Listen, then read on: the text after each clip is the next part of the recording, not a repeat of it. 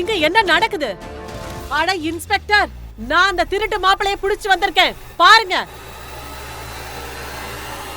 இன்ஸ்பெக்டரின் பார்வை தீபக் மீது பட்டதும் அவர் திகைத்து போய் தீபக் முன் சென்று மண்டியிட்டார். சின்னையா, சின்னையா நீங்களா?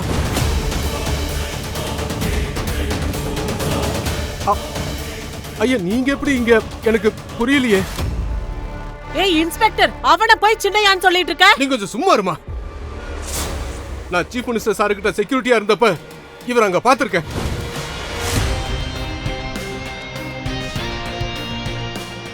பிறகு இன்ஸ்பெக்டர் தீபக்கை பற்றி சொன்னதை கேட்டு அங்கிருந்த அனைவரும் திகைத்து போயினர். தீபக்கின் உண்மையான ரகசியத்தை கேட்டபோது முழு போலீஸ் ஸ்டேஷனின் மொத்த காட்சியுமே தலைகீழானது. ஒரு நொடியில் துப்பாக்கி சத்தம் கேட்ட இடத்தில் அனைவரும் தீபக்கின் காலில் விழுந்து கெஞ்சினர். இத்தனை வருஷங்களா இவ்ளோ பெரிய ஆளு சாதாரண ஆள் மாதிரி ஏன் வாழ்ந்தாரு?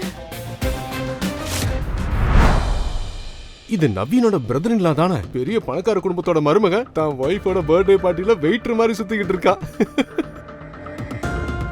அடடா, உனக்கு இப்படி ஒரு நிலைமை வந்துருச்சு பாரு. சபாஷ். அவன் வைஃபுக்கு gift கொடுக்க ஓவர் டைம் ஒர்க் பண்ணுவான் போல. வாங்க ப்ரோ. இப்போ நான் காட்டுற உண்மையான வேடிக்கை என்ன? ஷூர். ஏ வெயிட்டர். Yes sir. இங்க வா.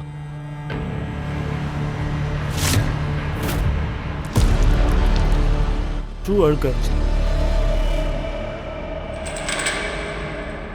என்ன பார்க்குற? க்ளீன் பண்ணு, க்ளீன் பண்ணு. வீட்டோடு மாப்பிள்ளையான தீபக் ஒன்றும் பேசாமல் நவீனின் ஷூவை சுத்தம் செய்ய தொடங்கினான். அங்கு கூடியிருந்த அனைவரும் அதை பார்த்து சிரிக்கத் தொடங்கினர். இதை பார்த்த ஷர்மிளா அவமானம் தாங்காமல் தலைகுனிந்து நின்றாள். நவீனின் ஷூ மின்னிய பிறகு தீபக் அமைதியாக சொன்னான், முடிஞ்சது சார். குட். திருத்தணியின் மிக பெரும் பணக்கார குடும்பத்தைச் சேர்ந்த ஷர்மிளாவின் தாத்தா ஏதோ ஒரு மர்ம காரணத்துக்காக அவளை மிகவும் ஏழை மற்றும் ஆதரவற்றவனான தீபக்கிற்கு திருமணம் செய்து வைத்திருந்தார்.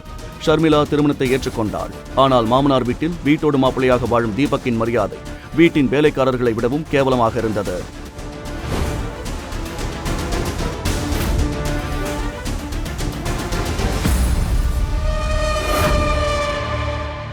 உனக்கு என்னதான் ப்ராப்ளம் தீபக்?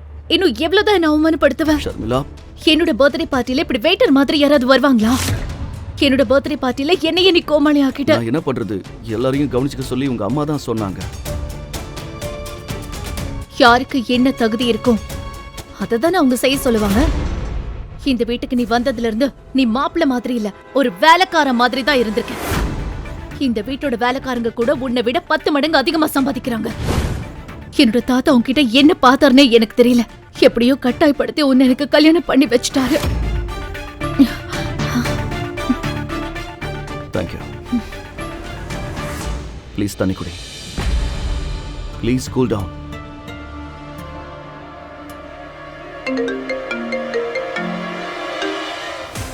இதெல்லாம் நடந்து கொண்டிருந்த போதே தீபக்கிற்கு ஒரு அழைப்பு வந்தது. இத்தனை பிரச்சனைகளுக்கு நடுவிலும் அவனது முகத்தில் ஒருவித அமைதி நிலவியது. அவன் சாமர்த்தியமான முறையில் ஷர்மிளாவை சமாதானப்படுத்தி விட்டு எந்த சலசலப்பும் இன்றி அந்த பார்ட்டியை விட்டு வெளியேறினார். தீபக்கின் இந்த மாற்றத்தைக் கண்டு ஷர்மிளா ஆச்சரியத்தில் உறைந்தாள். அவன் இரவு திரும்பி வந்ததும் நேராக அவர்கள் வீட்டின் பெட்ரூமுக்கு சென்றான். உனக்கு வெக்கமா இல்ல? நேரா பெட்ரூம்குள்ள வர இடியட். முதல்ல இங்கிருந்து வெளியே போ. நான் உன்னோட ஹஸ்பண்ட் தானே, நான் ஏன் வைக்கப்படணும்? மத்தவங்களுக்கு ட்ரிங்க் சர்வ் பண்ணும்போது நீயும் கொஞ்சம் குடிச்சிட்டியா என்ன? இங்க பாரு, உன்ன மாதிரி முட்டாளெல்லாம் என்னோட ஹஸ்பண்டா இருக்க முடியாது. ஊருக்குள்ள வேணா நீ நானும் புருஷன் பொண்டாட்டியா இருக்கலாம், ஆனா இந்த ரூம்குள்ள இல்ல. சரி, இந்த ராத்திரியில எங்க போயிட்டு வர? ஆக்சுவலி நான் உனக்காக ஒரு கிஃப்ட் கொண்டு வந்திருக்கேன். அதை பார்த்தா நீயே ஆச்சரியப்படுவ. ப்ளீஸ் எதுவும் வேண்டாம். நீ யூஸ்வலா கொடுக்கற அந்த பொட்டு சீப்பு இந்த மாதிரி தான் இருக்கும். இதுக்காக யார் கீழே வருவாங்க? ஒரு தடவை வந்து பாரு, நான் ஒரு ஸ்பெஷல் கிஃப்ட் கொண்டு வந்திருக்கேன். அதை பார்த்து நீ கண்டிப்பா ஆச்சரியப்படுவேன். ப்ளீஸ் வா. தீபக்கின் பேச்சை கேட்டு ஷர்மிளா ஆச்சரியப்பட்டாள். ஷர்மிளா ப்ளீஸ் வா, உன்னோட கிஃப்ட் ஒரு தடவை வந்து பாரு. வரேன் போ.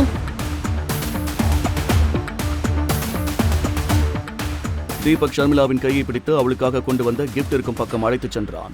ஷர்மிளாவின் பார்வை அந்த கிஃப்டின் மீது பட்டதும் அவளுக்கு மூச்சே நின்று விட்டது.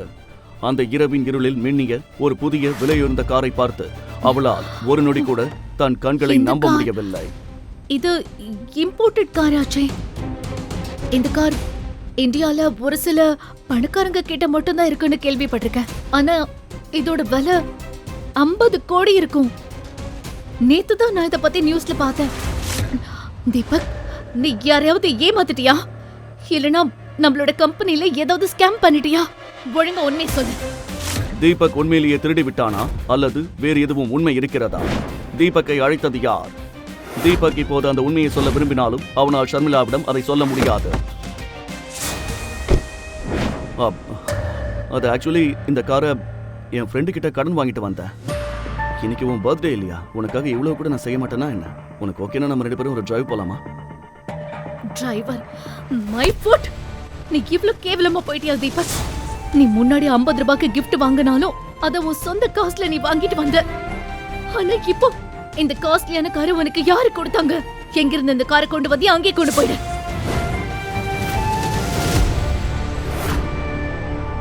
இதுதான் ஷர்மிளாவை அசிங்கப்படுத்துறதுக்கு ஒரு பர்ஃபெக்ட் சான்ஸ். இந்த சான்ஸ் எனக்கு தான், தீபக் இல்லை.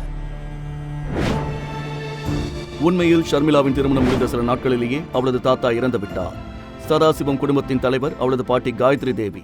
பாட்டி தீபக்கை தங்கள் சதாசிவம் குடும்பத்திற்கே ஒரு களங்கம் என்று நினைத்தாள். தீபக்கை திருமணம் செய்ததால் ஷர்மிளா மீதும் அவளுக்கு கோபம் இருந்தது. இந்த வாய்ப்பை நவீன் மற்றும் கார்த்திகா பயன்படுத்திக் கொள்ள நினைத்தனர். நாளைக்கு மொத்த குடும்பத்துக்கு முன்னாடியும் ஷர்மிளாவோட மானம் கப்பல் ஏறப்போகுது. நாளைக்கு சந்தோஷமான நாள்.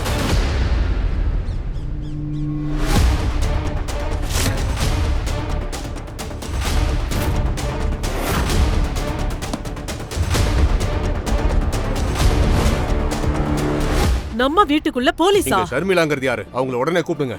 இன்ஸ்பெக்டரின் வாயிலிருந்து ஷர்மிளாவின் பெயரை கேட்டதும் காயத்ரி தேவி கோபத்தில் சிவந்தாள். ஷர்மிளா! பாட்டியின் குரலை கேட்டு ஷர்மிளா ஓடி வந்தாள். அங்கு போலீஸை பார்த்து அவள் இதயம் வேகமாக துடிக்க ஆரம்பித்தது. இன்ஸ்பெக்டர் சார், நீங்க இவ்ளோ காலையில இங்க எதுக்காக வந்திருக்கீங்க? மேடம், இந்த வீட்டுக்கு ஒரு திருட்டு இம்போர்ட்டட் கார் வந்திருக்குன்னு கேள்விப்பட்டோம். இதை கேட்டதும் இன்ஸ்பெக்டர் நேற்று இரவு தீபக் கொண்டு வந்த காரை பற்றி தான் பேசுகிறார் என்று ஷர்மிளா புரிந்து கொண்டாள்.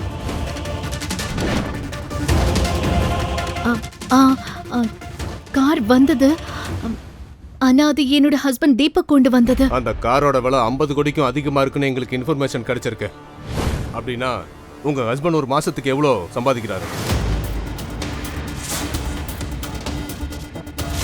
அந்த கேவலமான மொத்த பைசாக்கு பிரோஜனம் இல்லாத வீட்டோட மாப்பிள திருடவும் ஆரம்பிச்சிட்டானா?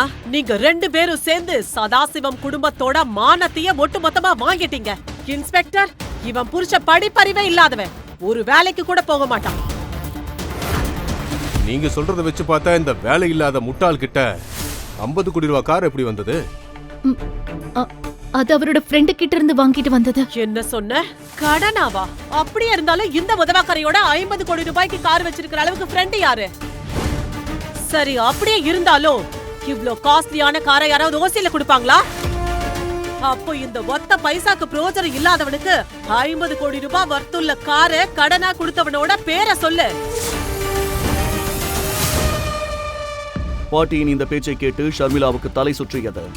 தீபக் கண்டிப்பாக ஏதோ குழப்பம் செய்திருக்கிறான் என்று அவள் புரிந்து கொண்டாள். இன்று வரை ஷர்மிளா யாரிடமும் இவ்வளவு அவமானப்பட்டதில்லை. அவன் பேரு, அந்த ஃப்ரெண்டோட பேரு என்னன்னு எனக்கு தெரியாது. அப்ப சரி, உங்க ஹஸ்பண்ட கூப்பிடுங்க. போய் தேடி அவனை கூட்டிட்டு வா.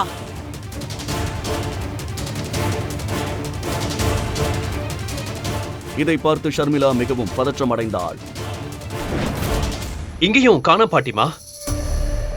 இன்ஸ்பெக்டர் சார், எனக்கு என்னவோ இந்த புருஷன் பொண்டாட்டி 2 பேரும் சேர்ந்து தான் இந்த திருட்டு வேலையை செஞ்சிருக்காங்களோன்னு தோணுது. சதாசிவம் குடும்பத்தோட பேருக்கே இவ ஒரு பெரிய களங்கம். இன்ஸ்பெக்டர், இவளை கூட்டிட்டு போங்க. இவளோட பிச்சைக்கார புருஷன் இங்க வந்ததும் நானே அவனை கூட்டிட்டு ஸ்டேஷனுக்கு வரேன். கான்ஸ்டபிள், இவங்களை கூட்டிட்டு வாங்க. இல்ல பாட்டி, ப்ளீஸ் இன்ஸ்பெக்டர் சார், நான் சொல்றது கொஞ்சம் கேளுங்க. நான் எதுவுமே பண்ணல, நான் திருடி இல்ல. நீங்க எது சொல்றதா இருந்தாலும் ஸ்டேஷன்ல வந்து சொல்லுங்க. கூட்டிட்டு வாங்க. ப்ளீஸ் ப்ளீஸ் பாட்டி. ஷர்மிளாவின் இந்த நிலையை பார்த்து நவீனும் கார்த்திகாவும் சிரித்துக் கொண்டிருந்தனர். அவர்களின் முகத்தில் இருந்த சந்தோஷத்தை பார்த்து இதெல்லாம் அவர்கள் செய்த வேலைதான் என்று ஷர்மிளா புரிந்து கொண்டாள். ஆனால் அவர்களை விட தீபக் மீதுதான் அவளுக்கு கோபம் அதிகமாக வந்தது. மேம், தாத்தாவோட கண்டிஷன் என்னவா இருந்தாலும் சரி, இந்த ப்ராப்ளம் எல்லாம் சால்வ் ஆனதுக்கு அப்புறமா நான் தீபக்கு கண்டிப்பா டிவோர்ஸ் பண்ணிடுவேன். அப்போது ஒரு கான்ஸ்டபிள் தன் கம்ப்யூட்டரில் எதையோ பார்த்தார். அதை பார்த்து அவர் முகம் வெளிரி போனது. அவர் உடனடியாக இன்ஸ்பெக்டரிடம் ஓடிச் சென்று அவர் காதில் ஏதோ கிசுகிசுத்தார். இதை கேட்ட இன்ஸ்பெக்டர் வேகமாக கம்ப்யூட்டரை நோக்கி நடந்தார். கம்ப்யூட்டரில் அதை பார்த்ததும் அவருக்கு மயக்கமே வந்துவிட்டது. அட கடவுளே, நாம மாட்டிக்கிட்டோம். இது சேதுபதி அரச குடும்பத்தோட கார். இத மேலதிகாரிகளுக்கு இன்ஃபார்ம் பண்ணு போ.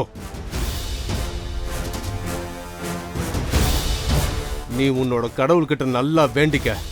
சேதுபதி அரச குடும்பத்திற்கு அனைத்து இடங்களிலும் மிகுந்த மரியாதையும் செல்வாக்கும் இருந்தது. அவர்கள் பெயரை கேட்டதும் ஷர்மிளாவுக்கு வியர்த்து கொட்டியது. சேதுபதி குடும்பம் இது வரைக்கும் எந்த கம்ப்ளைண்ட்டும் கொடுக்கல. சதாசிவம் குடும்பத்துக்கு நேரம் சரியில்லைன்னு நினைக்கிறேன். அதே சமயம் தீபக் வீட்டிற்கு திரும்பிய போது ஷர்மிளா வீட்டில் இல்லாதது அவனுக்கு ஏதோ விசித்திரமாக தோன்றியது.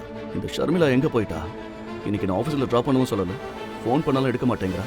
எங்க தான் போயிருப்பா? இந்த குழப்பத்திற்கு இடையில் நவீன் ஒரு வித்தியாசமான ஸ்டைலிலும் வினோதமான சிரிப்புடனும் அங்கு வந்தான். அவனது கண்கள் ஒரு வேட்டைக்காரன் தன் இலக்கை தெரிந்து கொண்டது போல நேராக தீபக் மீது நிலைத்திருந்தது. அட தீபக், என்னாச்சு?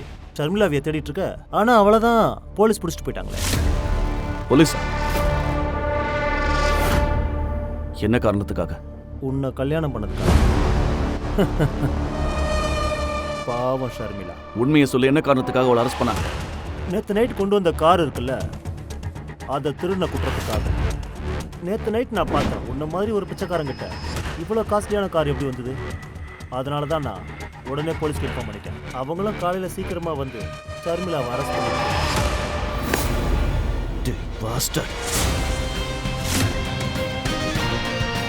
நீ ரொம்ப பெரிய தப்பு பண்ணிட்ட. நீங்க எல்லாரும் என்ன கேவலப்படுத்துற வரைக்கும் நான் அமைதியா இருந்தேன். ஆனா என் ஒய்ஃப் அசைண்டுனா நான் அதை பொறுத்துட்டு இருக்க மாட்டேன். பொறுத்திருந்து பாரு, நான் இந்த சதாசிவம் குடும்பத்தை என்ன பண்ண போறேன். திருட்டு பயலே,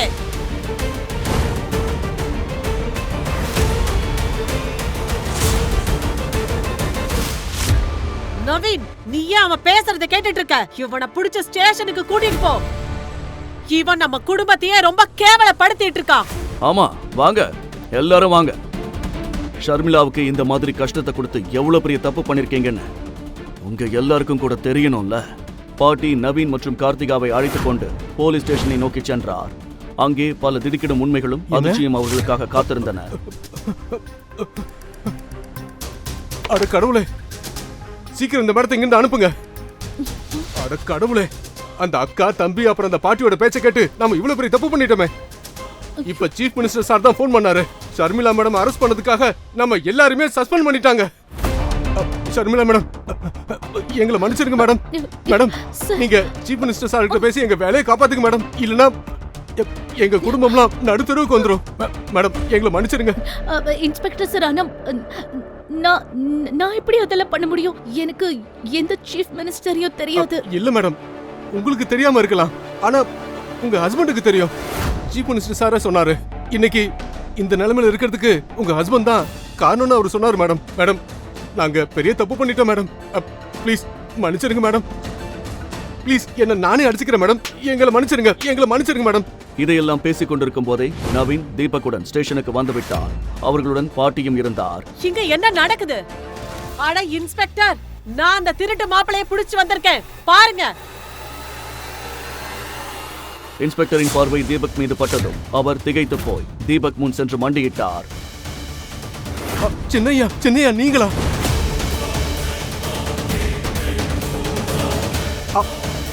ஐயா, நீங்க எப்படி இங்க? எனக்கு புரியலையே. ஏய் இன்ஸ்பெக்டர், அவனை போய் சின்னையான்னு சொல்லிட்டு இருக்க? நீங்க கொஞ்சம் சும்மா இருமா. நான் சீஃப் மினிஸ்டர் சார் கிட்ட செக்யூரிட்டியா இருந்தப்ப இவர் அங்க பாத்திருக்கேன்.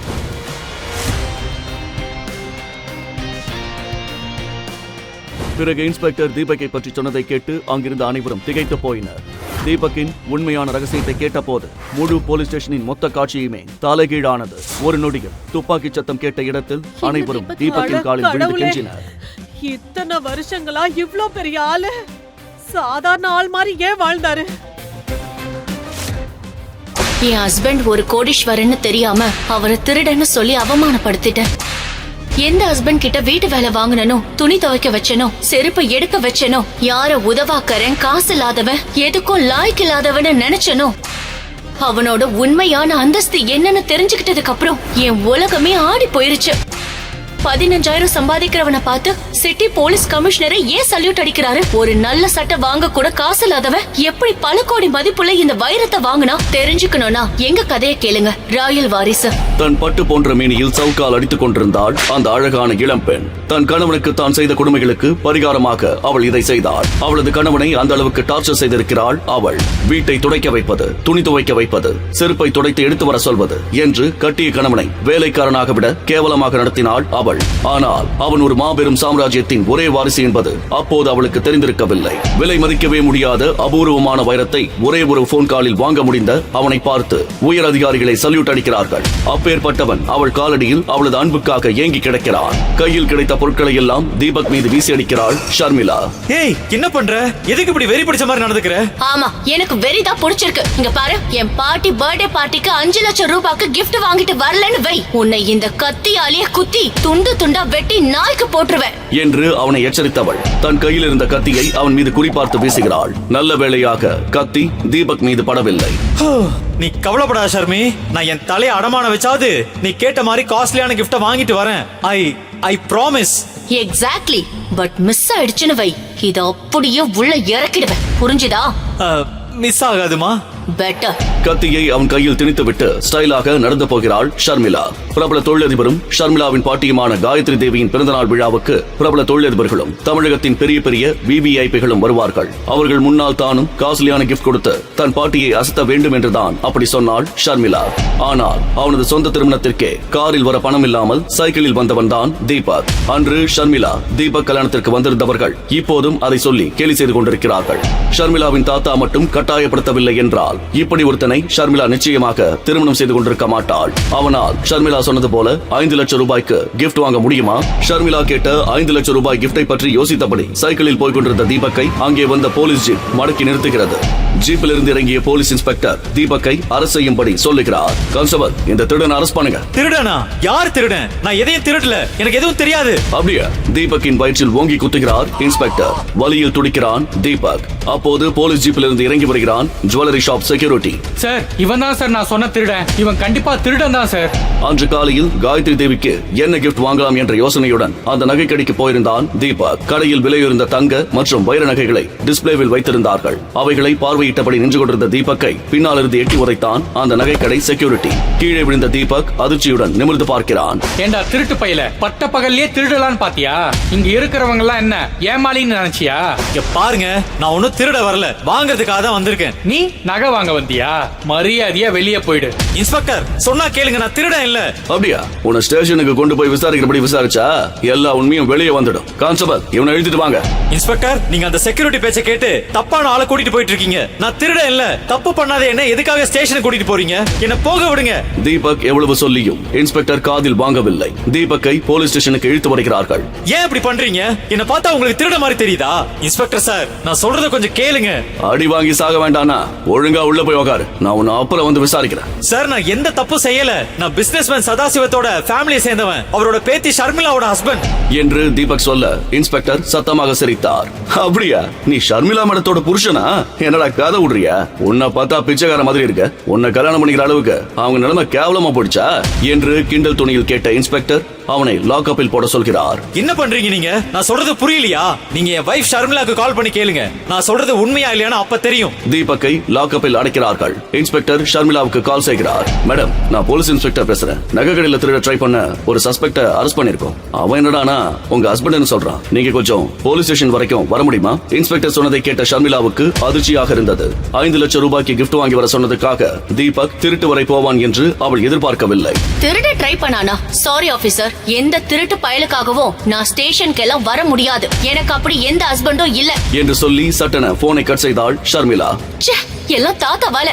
இப்படி ஒரு திருடனை என் தலையில கட்டி வச்சுட்டு போயிட்டாரு. தீபக் தன்னிடம் பொய் சொன்னதாக நினைத்த இன்ஸ்பெக்டர் லத்தி எடுத்துக்கொண்டு கோபமாக லாக்கப்புக்குள் போகிறார். தீபக் புரியாமல் பார்க்க லத்தியை வைத்து தீபக்கின் வயிற்றில் வேகமாக குத்துகிறார். தீபக் வலியை பொறுத்துக் கொண்டு பார்க்கிறான். பொய்யா சொல்ற? மீண்டும் அடிப்பதற்காக லத்தியை ஓங்கிய இன்ஸ்பெக்டரை ஒரு குரல் தடுக்கிறது. என்ற குரல் கேட்டு திரும்பினார் இன்ஸ்பெக்டர். அங்கு டிஎஸ்பி நின்று கொண்டிருந்தார். டிஎஸ்பியை பார்த்ததும் விரைப்பாக சல்யூட் அடித்தார் இன்ஸ்பெக்டர். நீ உன் மனசுல என்ன நினைச்சிட்டு இருக்க? போலீஸ் யூனிஃபார்ம் போட்டுட்டா யார வேணாலும் என்ன வேணாலும் செய்யலாம்னு நினைச்சிட்டு இருக்கியா என்று கோபமாக கேட்ட டிஎஸ்பி இன்ஸ்பெக்டரை விலக்கிவிட்டு நேராக லாக்கப்புக்குள் சென்று தீபக் முன்பு பவ்யமாக நின்றார். சாரி சார், நீங்க யாருன்னு தெரியாம பண்ணிட்டாங்க, தயவு செஞ்சு மன்னிச்சிருங்க என்று மன்னிப்பு கேட்கிறார். சார், நீங்க ஏதோ தப்பா புரிஞ்சுக்கிட்டீங்கன்னு நினைக்கிறேன். இவன் ஒரு திருட்டு பையன் சார். சதாசிவம் சார் ஃபேமிலின்னு வர போய் சொன்னான். இவன் சொன்ன மாதிரி ஷர்மிளா மேடத்துக்கு கால் பண்ணி கேட்டேன். அவங்க இவனை யாருன்னே தெரியாதுன்னு சொல்லிட்டாங்க என்று இன்ஸ்பெக்டர் சொல்ல, இதுக்கு மேல ஒரு வார்த்தை பேசின சஸ்பென்ஷன் இல்ல, நேரா டிஸ்மிஸல் பண்ணிடுவேன். இவரை யாருன்னு நினைச்ச? சதாசிவம் ஃபேமிலி மட்டும் இல்ல, இந்த ஊர்ல இருக்கிற எல்லா கோடீஸ்வர ஃபேமிலியை சேர்த்தாலும் இவர் கால் தூசுக்கு கூட வர மாட்டாங்க. இவர் யாருன்னு தெரிஞ்சுக்கணும்னா பாரு என்று சொல்லிக்கொண்டே தன் மொபைலை எடுத்து வெளிநாட்டு வெப்சைட்டில் தீபக் பற்றி வந்திருந்த ஆர்டிகளை காட்ட அதை பார்த்த இன்ஸ்பெக்டருக்கு வியர்த்து போனது. சட்டென தீபக் முன்பு மண்டியிட்டார் இன்ஸ்பெக்டர். சார், பிளீஸ் என்ன மன்னிச்சிடுங்க. அந்த செக்யூரிட்டி சொன்னதை நம்பி தெரியாம தப்பு பண்ணிட்டேன் என்று கெஞ்சிய இன்ஸ்பெக்டர் டிஎஸ்பியிடம் திரும்பி, சார் நீங்க சொல்லுங்க சார் என்று கெஞ்சலாக கேட்க டிஎஸ்பியும் இன்ஸ்பெக்டருக்காக கெஞ்சுகிறார். சார் மன்னிச்சிடுங்க சார், ஏதோ தெரியாம பண்ணிட்டான். ஓகே, ஆனா ஒரு விஷயம் ஞாபகம் வச்சுக்கோங்க. சொல்லுங்க சார். நான் யாரு, என் ஃபேமிலி பேக்ரவுண்ட் என்ன, இது எதையும் யாருக்கிட்டையும் சொல்லக்கூடாது. என் வைஃபுக்கும் சேர்த்து தான் சொல்றேன். சொல்ல மாட்டோம் சார். அடுத்த நொடி இன்ஸ்பெக்டர் லாக்அப் கதவை பணிவாக திறந்துவிட கம்பீரமாக வெளியே போகிறான் தீபக். அவனுக்கு பின்னால் டிஎஸ்பியும் இன்ஸ்பெக்டரும் பணிவாக வருகிறார்கள். தீபக் வெளியே வந்ததும் அவன் முன்னால் ஒரு ஆடம்பர கார் வந்து நிற்க, காரில் இருந்து அந்த நகைக்கடை உரிமையாளர் இறங்கி வருகிறார். அவர் கையில் ஒரு அபூர்வமான உடன் ஜுவல்லரி பாக்ஸ் இருக்கிறது. நேராக தீபக்கிடம் வந்த நகைக்கடை உரிமையாளர் அந்த உடன் ஜுவல்லரி பாக்ஸை பணிவாக அவனிடம் கொடுத்துவிட்டு போகிறார். அன்று மாலை காயத்ரி தேவியின் பர்த்டே பார்ட்டி ஆடம்பரமாக நடந்து கொண்டிருந்தது. முக்கிய அதிகாரிகளும் தொழிலதிபர்களும் குடும்பத்துடன் வந்து காயத்ரி தேவிக்கு பரிசுகள் வழங்கி வாழ்த்துவிட்டு போகிறார்கள். அப்போது அங்கே வருகிறான் தீபக். அவன் கையில் அந்த உடன் ஜுவல்லரி பாக்ஸ் இருந்தது. அவனை பார்த்த ஷர்மிளா அதிர்ச்சி அடைந்தாள். இவன் எதுக்கு இங்க வந்திருக்கான் என்று நினைத்தவள் அவனிடம் வருகிறாள். ஸ்டேஷன்ல இருந்து தப்பிச்சு நேரா இங்க வந்துட்டியா? நீ நினைக்கிற மாதிரி எல்லாம் எதுவும் இல்ல ஷர்மி. அது ஒரு மிஸ் அண்டர்ஸ்டாண்டிங். உண்மை தெரிஞ்சதும் அவங்களே என்ன போக சொல்லிட்டாங்க. ஆனா நீ என்ன திருடன்னு நினைச்சிட்டே இல்ல? சரி சரி, டிராமா பண்ணாத என்றவள் அவன் கையில் இருந்த கிஃப்டை பார்த்ததும் மீண்டும் எரிச்சல் அடைந்தாள். உன்கிட்ட இந்த மாதிரி சீப்பான கிஃப்ட் வாங்கிட்டு வராதன்னு சொன்னனா இல்லையா? பேக்கிங்கே கேவலமா இருக்கு. பேக்கிங்ல என்ன இருக்கு ஷர்மி? உள்ள இருக்கிறது தானே முக்கியம். உள்ள ஒரு சூப்பர் கிஃப்ட் வச்சிருக்கேன். உன் பாட்டிக்கு நிச்சயமா பிடிக்கும். உனக்கு அவங்கள பத்தி தெரியாது. இத கொண்டு போய் யாருக்கும் தெரியாம கிஃப்டோட கிஃப்டா மறைச்சு வச்சிடு. நாம கிஃப்ட் எதுவும் கொண்டு வரலன்னு பாட்டி நினைக்கட்டும் என்று வெறுப்பாக சொன்னவள். ஒரு கோடீஸ்வர ஃபேமிலில நடக்கிற பார்ட்டிக்கு என்ன மாதிரி கிஃப்ட் கொண்டு வரணும்னு கூட உனக்கு தெரியல என்று சொல்ல அவளை பார்த்து அப்பாவியாக புன்னகைக்கிறான் தீபக். ஷாலாய் என்று கேட்க, கொண்டு போய் வை போ என்று விரட்டுகிறாள். காயத்ரி தேவிக்கு ஒரு பெண் கிஃப்ட் கொடுக்கிறாள். Thank you dear. தீபக் யாரும் பார்க்காத போது தான் கொண்டு வந்த கிஃப்டை வைத்து விட்டு போகிறான். அப்போது கருப்பு கலரில் லக்ஸூரியஸ் உடை அணிந்த ஒரு கவர்ச்சி புயல் கால் முளைத்து நடந்து வருவது போல ஸ்டைலாக நடந்து வருகிறாள். ஷர்மிளாவின் கசின் சிஸ்டர் கார்த்திகா. மொத்த விருந்தினர்களும் அவர்களை பிரமித்து போய் பார்க்கிறார்கள். பாட்டியிடம் வந்த கார்த்திகா அட்ராக்டிவான ஒரு நகைப்பெட்டியை பாட்டியிடம் நீட்டுகிறாள். ஓபன் பண்ணி பாருங்க, உங்களுக்கு பிடிக்கும்னு நினைக்கிறேன். நீ எது கொடுத்தாலும் எனக்கு பிடிக்கும். கார்த்திகா கிஃப்டை பிரிக்க சொல்ல காயத்ரி தேவி கிஃப்ட் பார்சலை பிரிக்கிறார். வந்திருந்த மொத்த கெஸ்டும் கார்த்திகா கொடுத்த கிஃப்ட் என்னவாக இருக்கும் என்று ஆர்வமாக பார்க்கிறார்கள். அதை வாங்கி திறந்து பார்த்த காயத்ரி தேவி ஆச்சரியத்தில் வாயை பிளக்கிறாள். அதில் விலையுயர்ந்த வைரங்களை வரிசையாக கோர்த்த ஒரு டைமண்ட் பெண்டன்ட் இருந்தது. டைமண்ட் பெண்டன்ட், இது எனக்கு ரொம்ப பிடிச்சிருக்கு. நீ இவ்ளோ காஸ்ட்லியான கிஃப்ட் கொடுப்பேன்னு நான் நினைச்சு கூட பார்க்கல. It's very nice. இன்னைக்கு வந்த கிஃப்ட்லயே இதுதான் பெஸ்ட் என்று சொன்னபடி பாட்டி ஷர்மிளாவை கேவலமாக பார்க்கிறார். ஷர்மிளாவுக்கு ரொம்பவும் அவமானமாக இருந்தது. கார்த்திகா கொடுத்தது போல பாட்டிக்கு காஸ்ட்லியான கிஃப்ட் கொடுக்க முடியவில்லையே என்று மிகவும் வருத்தப்பட்டாள் அவள். அப்போது சிரித்துக்கொண்டே அங்கே வருகிறான் தீபக். டைமண்ட் பெண்டன்ட் ஒரிஜினல் தானா? 100%. ஏன் உனக்கு சந்தேகமா இருக்கா? சந்தேகம்லாம் இல்ல, இது எல்லாமே ஃபேக். இது மொத்தமா 1 லட்சம் கூட தேராது. உனக்கு டைமண்ட பத்தி என்ன தெரியும் தீபக்? சாம்பார்ல என்ன காய் போடுறதுன்னு வேணும்னா தெரிஞ்சிருக்கும். ஆனா இது வேற ஏரியா. காயத்ரி தேவியால் அதற்கு மேல் பொறுமையாக இருக்க முடியவில்லை. பார்ட்டில பிரச்சனை பண்றதுக்குனே வந்தியா? டைமண்ட பத்தி உனக்கு என்னடா தெரியும்? எனக்கு தெரியாத தெரியாதுன்னே வச்சுக்குவோம். ஆனா டைமண்ட் பத்தி நல்லா தெரிஞ்ச diamond jewellery owner Sandeep Lal இங்க வந்திருக்காரு. அவர்கிட்ட இது ஒரிஜினலா இல்ல வெறும் கண்ணாடியான்னு பார்க்க சொல்லுங்க. நான் சொன்னது உண்மையா இல்லையான்னு அப்ப தெரியும். சந்தீப் லால் என்று சத்தமாக அழைக்கிறார் காயத்ரி தேவி. சந்தீப் லால் அங்கே வர அவரிடம் கார்த்திகா கொடுத்த டைமண்ட் பெண்டன்ட்டை கொடுக்கிறார் அவர். கார்த்திகா டென்ஷனுடன் பார்க்கிறாள். தீபக் புன்னகையுடன் கவனித்துக் கொண்டிருக்க அந்த டைமண்ட் பெண்டன்ட்டை கவனமாக பரிசோதிக்கிறார் சந்தீப் லால். இந்த பெண்டன்ட்ல இருக்கிற டைமண்ட் எதுவும் ஒரிஜினல் மாதிரி தெரியல மேம் சாப். சந்தீப் லால் சொன்னதை கேட்டு அங்கே இருந்த அனைவரும் அதிர்ச்சியுடன் பார்க்க கார்த்திகா அவமானத்துடன் தலைகுனிந்து நிற்கிறாள். உண்மையான அன்பை காட்டுறதுக்கும் யார் நம்ம மேல உண்மையான அன்பை வச்சிருக்காங்கன்னு புரிஞ்சுக்கிறதுக்கும் பணமோ இல்ல காஸ்ட்லியான நகையோ தேவையில்லை. சுயநலம் இல்லாத அன்பு மட்டும் இருந்தாலே போதும் என்று சொல்கிறான் தீபக். நீங்க சொன்னீங்கன்னா இதை கடைக்கு அனுப்பி பக்காவை செக் பண்ண சொல்றேன். தேவையில்ல சந்தீப் ஜி, நான் இங்கே செக் பண்ணி சொல்றேன் என்று சொன்ன தீபக் அந்த பெண்டன்ட்டை வாங்கி பார்க்கிறான். எல்லோரும் ஒரு விதமான ஆர்வத்துடன் பார்க்க கார்த்திகா பதட்டமாக இருக்கிறாள். யாரும் எதிர்பார்க்காதபடி சட்டென்று அந்த பெண்டன்ட்டை தரையில் போட்ட தீபக் அதை தன் ஷூ காலால் மிதித்து தேய்க்கிறான். அனைவரும் அதிர்ச்சியில் திகைத்து நிற்க அந்த டைமண்ட் பெண்டன்ட் தீபக்கின் காலடியில் நொறுங்கி பொடி பொடியாகிறது. உங்க பெண்டன்ட் டைமண்ட் இல்ல, வெறும் கண்ணாடி. அதான் நொறுங்கிடுச்சு. அவமானத்தில் பேச முடியாமல் கார்த்திகா நிற்க ஆத்திரத்துடன் தீபக்கின் கணத்தில் ஓங்கி அறைகிறார் காயத்ரி தேவி. அந்த ஃபங்க்ஷனுக்கு வந்திருந்தவர்கள் அதிர்ச்சியுடன் பார்க்கிறார்கள். உனக்கு எவ்வளவு நெஞ்செழுத்தா இருந்தா என் பேத்தியை எல்லார் முன்னாடியே இப்படி அவமானப்படுத்துவேன். எவ்வளவு பேசுறியே, நீ என்னடா கிஃப்ட் வாங்கிட்டு வந்திருக்க? எடு உன் கிஃப்ட் எடு. உன் கேவலமான கிஃப்ட் என்னன்னு இங்க வந்திருக்கிற எல்லாரும் பார்க்கட்டும். தான் கொண்டு வந்த கிஃப்ட் பேக்கை எடுத்து காயத்ரி தேவியின் கையில் வைத்த தீபக் எல்லோரும் கேட்க சவால் விடுவது போல சொல்கிறான். எல்லாரும் நல்லா கேளுங்க. நீங்க எல்லாரும் மனுஷனை விட பணத்துக்கு தான் மதிப்பு கொடுப்பீங்கன்னு எனக்கு தெரியும். நீங்க யாரும் மனுஷனை மதிக்க மாட்டீங்க. ஒருத்தங்கிட்ட பணம் இருந்தா மட்டும் போதும், வேற எந்த குவாலிட்டி தேவையில்லை. அவனுக்கு கும்பிடு போட்டு கடவுளா கும்பிட ஆரம்பிச்சிருவீங்க. உங்க காயத்ரி தேவி அம்மையார் அந்த விஷயத்துல இன்னும் கொஞ்சம் மேல. அது தெரிஞ்சுதான் இன்னைக்கு இங்க வந்திருக்கிற எல்லாரும் என்ன கிஃப்ட் கொடுத்திருக்கீங்களோ அதெல்லாம் மொத்தமா சேர்த்தாலும் ஈடு வைக்க முடியாத அளவுக்கு ரொம்ப ரொம்ப காஸ்ட்லியான கிஃப்ட் கொடுத்திருக்கேன். அதை பிரிச்சு பார்த்தா நீங்க எல்லாம் கேவலமா நினைக்கிற இந்த தீபக் யாருன்னு தெரியும் என்றவன் ஆவேசத்துடன் அங்கிருந்து போகிறான். எல்லோரும் வாய் பேச முடியாமல் அதிர்ச்சியுடன் நிற்கிறார்கள். ஷர்மிளாவுக்கு தீபக்கின் அந்த ஆவேச முகம் புதிதாக இருந்தது. தீபக் என்று அழைத்தபடி அவன் பின்னால் போகிறாள். காயத்ரி தேவிக்கு அவன் இப்படி பேசுவான் என்று எதிர்பார்க்கவில்லை. தீபக் அப்படி என்ன பெரிய கிஃப்ட் கொடுத்திருக்க போகிறான் என்று நினைத்தவளாக அந்த கிஃப்டை பிரிக்கிறார் காயத்ரி தேவி. உள்ளே இருந்த பொருளை பார்த்த அவள் கண்கள் ஆச்சரியத்தில் விரிந்தன. அது அரச குடும்பத்தை சேர்ந்தவர்கள் பயன்படுத்திய பழங்காலத்தை சேர்ந்த ஆன்டிக் வுடன் பாக்ஸ். அதிர்ச்சியான காயத்ரி தேவி அந்த பாக்ஸை பிரிக்க அடுத்த நொடி கண்ணை கூச செய்யும் பிரகாசமான ஒளியுடன் விலை மதிக்கவே முடியாத அபூர்வ வைரம் அதிலிருந்து வந்து கொண்டிருந்த ஜாஜ்வல்யமான ஒளி அங்கே இருந்தவர்களை பிரமிக்க வைக்கிறது. இது சாதாரணமானது இல்ல. விலைக்கு வாங்க முடியாத, விலையே நிர்ணயிக்க முடியாத அபூர்வமான பொருள். அப்படின்னா தீபக் நாம எல்லாரும் நினைக்கிற மாதிரி சாதாரணமான ஆள் இல்ல என்று புலம்பியவள். தீபக் போகாத நில்ல. நான் பண்ணது தப்புதான். நீ யாருன்னு தெரிஞ்சுக்காம நான் உன்னை அவமானப்படுத்திட்டேன் தீபக். என்ன மன்னிச்சிடு. போகாத தீபக் என்று தவிப்புடன் கதறுகிறாள். யார் இந்த தீபக்? எந்த வேலைக்கும் போகாமல் வீட்டோடு மாப்பிள்ளையாக இருந்தவனுக்கு அந்த விலை மதிக்க முடியாத அபூர்வ வைரம் எப்படி கிடைத்தது? டிஎஸ்பி இன்ஸ்பெக்டரிடம் காட்டிய வெப்சைட்டில் தீபக் பற்றி வந்திருந்த ஆர்டிகிளில் என்ன இருந்தது? மிகப்பெரிய போலீஸ் அதிகாரியே சாதாரணமான ஒருவனின் காலில் விழுந்து மன்னிப்பு கேட்ட ரகசியம் என்ன? தீபக் பற்றிய ரகசியத்தை தெரிந்து கொண்ட காயத்ரி தேவி அடுத்து எடுத்த அதிர்ச்சியான முடிவு என்ன? இந்த கேள்விகளுக்கு பதில் தெரிந்து கொள்ள உடனே டவுன்லோட் செய்து கேளுங்கள். பாக்கெட் எஃப்எம் ராயல் வாரிசு. லிங்க் டிஸ்கிரிப்ஷனில் கொடுக்கப்பட்டுள்ளது.